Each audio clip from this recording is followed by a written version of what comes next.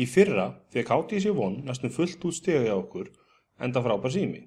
One M8 er arftækin og hann er á nefa eitt fallegasta Android-tæki á markaðnum. Mikil næmni er fyrir smáatriðum og allur frágangur til fyrirmyndar.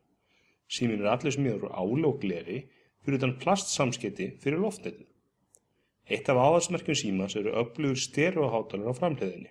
Þeir hljóma betur en hátalar á nokkrum öðrum snjallsíma sem við höfum prófað. Annað sem stendur upp úr er skjárinn. Hann er einfaldlega frábær. Full háskerpa, bjartur, skarpur og réttur. Litir eru góðir og nýtur sín frá flestum sjónarhornum. Ekki voru allir sammála með myndavélarna á HTC One. Hún átti þess til að taka góðar myndir við léleg birtuskilyrði, en var aðeins 4 milljón díla og skilaði oft ekkert merkilegum myndum við góð birtuskilyrði. Því miður er það sama sagan hér. Af þeim myndum sem ég tók á símann þá voru fáar góðar og margar furðu lélegar með við birtu og aðrar áhrif á þetta.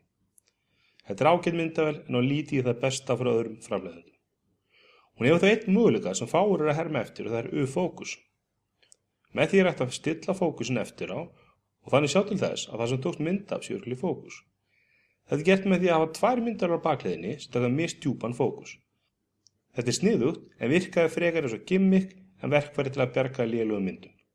Sensviðmótið hefur einnig mikið uppfærslu. Það er látlausara og hreinna og lítur betur út en breyttar útgáfur Android frá bæði Samsung og Sony.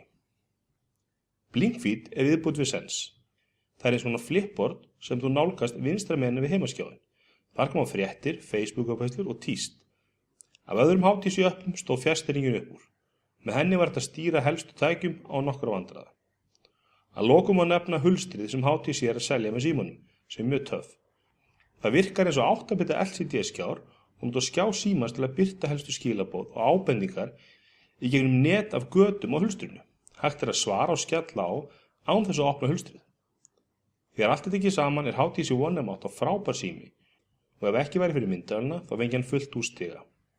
HTC er að gera mjög margt rétt og fyrir þá sem setja hönnun og frágang í fyrsta sætið þá eru fáir aðrir Android símar betri.